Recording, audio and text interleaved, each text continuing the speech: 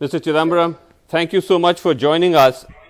Now, on this entire GDP numbers, you called it an economic tragedy foretold by the Modi government. The finance ministry and the government is saying that this is an act of God. All countries are affected and are in deep distress because of the pandemic. Of course, all countries are affected. The question is, which countries have been able to cushion the decline? Which countries have been able to contain the decline to an acceptable, moderate level? The worst, of course, is the United States. And the second worst, or the third worst, is India. There are other countries which have been able to cushion the decline by taking preventive measures, proactive measures, and welfare measures. Our government did nothing. They did not take the fiscal measures.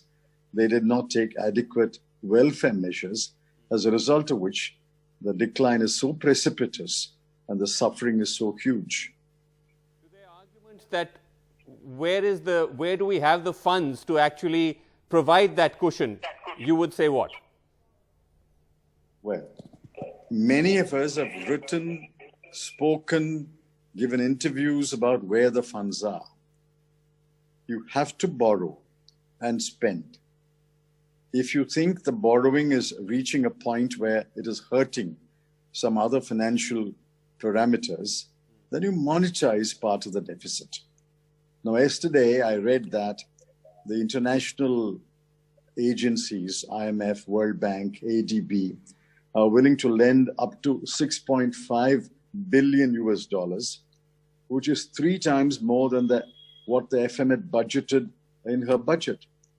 Now, if she had budgeted about $2 billion and you're now getting or likely to get $6.5 billion, why can't you use the difference to handle the pandemic? This aid is only for pandemic-related activities. Okay.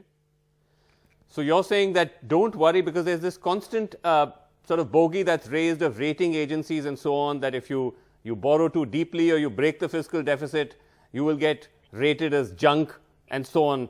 Is that at all a legitimate concern at this stage? These are alarmist prophecies. I want to know which countries' bonds have been rated junk by the rating agencies. Point out one G20 country whose bond has been rated as junk. The rating agencies will say things from time to time, but they will change their views from time to time. I can give you any number of examples where the rating agencies have changed their view. We have to do what is good for us. And the rating agencies' rating is only relevant if you are floating bonds in the overseas market. India is not issuing bonds on the overseas market. We are issuing bonds on the domestic market. There is enough money in the domestic market to borrow. Okay. If the borrowing limit is breached so heavily that the RBI and the government feel that we should not borrow anymore, but monetize part of the deficit and keep it within whatever limits are tolerable. Okay. The chief economic advisor says that it's looking bad, but the worst is behind us. We're heading for a V-shaped recovery. Do you see any evidence of that? I don't know of anyone who takes the chief economic advisor seriously. I think you should ask the chief economic advisor when was it the last time he had a one-on-one conversation with the Prime Minister. He's been saying this for many months. He's been predicting a V-shaped recovery since last year. And then he also saw green shoots, moments the finance minister saw green shoots. Where are the green shoots? Will the CEA please answer, where are the green shoots? He's been citing data from railway freight and so on to suggest that those numbers are indicative of some kind of turnaround. Core sector data is also showing that, there's been some kind of improvement. Every data point that he relies upon has been refuted by the RBI's annual report. If I remember right, the railway freight earning has fallen by 90% or so. Read the RBI's report. Is there anything more credible and authentic in this country than the RBI's report? It's among the institutions, it is the most credible one. The CSO numbers confirm what the RBI says. Why should I take the CEA seriously? So, Mr. Chidambaram, what you're saying is that in this scenario, the government should borrow heavily if that's what is required, or they should monetize debt, which in ordinary parlance is called printing cash. Am I correct? There's nothing wrong with that. Why are sovereigns given the power to print currency? No other authority in a country has that power. Only the sovereign has. The states don't have in India. Only the federal government, the union government has. That's an extraordinary power which is available to all sovereign governments. You have to use that power sometime or other.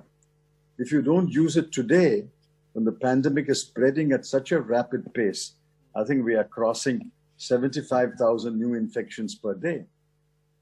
I had predicted we will cross 35 lakhs by the end of August. We did it with 1 day to spare.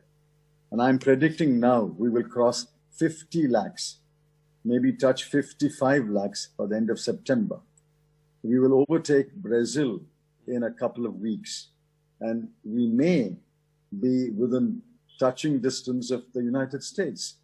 This is the most serious crisis that has affected India. That's the language of the RBI report. According to the RBI, it's worse than the Great Depression of the 1930s. Right. It is worse than the global financial crisis of 2008. We have never encountered such a phenomenon. This is the time to borrow, spend, boost demand, put money in the hands of very poor people so that they can consume at least the bare essentials, and if necessary, as a last resort, monetize part of the deficit, which is, in common parlance, print money to cover part of the deficit. Mr. Chidambaram, the government would argue that they actually already have announced a 20 lakh crore package, the famous Atmanirbhar package. To that you would say what? That was a joke. That package has been taken apart bit by bit, and any number of economists, leave me out, any number of economists have rated it as between 1% to 2% of a fiscal stimulus. I think Praveen Chakravarti and I calculated the fiscal stimulus part at about 1.6 or 1.7%. Yes. The world average is 12.1. The advanced economies are doing 19% of GDP. Spending. And here we are boasting doing a fiscal stimulus of 1 to 2% and saying that's enough. Is it enough? Please remember, the advanced economies are doing 19% of GDP when per capita income is very high and their poverty levels are very low. In a country where the poverty levels are very high, close to 35, 40%, and the per capita income is low, we should actually spend more, put more money in the hands of the poor people. All that we say is put money in the hands of the bottom 50% of the population. In the event, Mr. Chidambaram, that the government doesn't adopt some of these measures, does not ramp up spending and so on, what are we looking at here? What's the likely scenario? We are looking at a long, unending tunnel. No one sees light at the end of the tunnel today, but if some measures are taken, some fiscal measures and some welfare measures are taken, it's possible to see light at the end of the tunnel, say maybe 3-4 months from today. We won't see the end of the tunnel, but at least the light at the end of the tunnel. If you don't take these measures, yes, the tunnel will be an unending tunnel for the foreseeable future. There's another parallel sort of battle going on between the states and the centre over the states' share of funds, which I'll try not to get into the complexity of it, but in simple terms, Mr. Chidambaram, if the centre is not able to reimburse states for the losses they've suffered, they've offered various options to states which at least the opposition-led states are resisting. how do you see that playing out? Do the states have any other alternative to try and raise funds in case they're not given their due? No, they don't have any alternative. The center has a legal and moral responsibility to compensate the loss of revenue as a result of GST. It was a grand bargain, remember that. I started the discussion in the council. It was then called a Finance Minister's Committee, set up by my predecessor, Mr. Yashwant Sinha. And I had agreed in principle that we will compensate the states. My successor, Mr. Arun Jaitley, reduced that to writing. Right. He said for 4 years, we will compensate the states if they don't achieve a revenue growth of 14%. That's a legal obligation. It's a moral obligation. The central government has to compensate the states. The states can't borrow anymore. They've already breached the FRBM limit of 3%. They have another 0.5%. But my information is every state will reach that 3.5% also, even by the end of December. And after that, how do they borrow? They can't borrow unless the onerous conditionalities imposed by the Finance Ministry are fulfilled. And none of those conditionalities can be fulfilled by any state. Okay. Therefore, where will the state government borrow? Last word from you. If you had just a one line of simple advice to give Finance Minister Nirmala Sitharaman, as former Finance Minister to Finance Minister, what would that be? Well, don't blame God.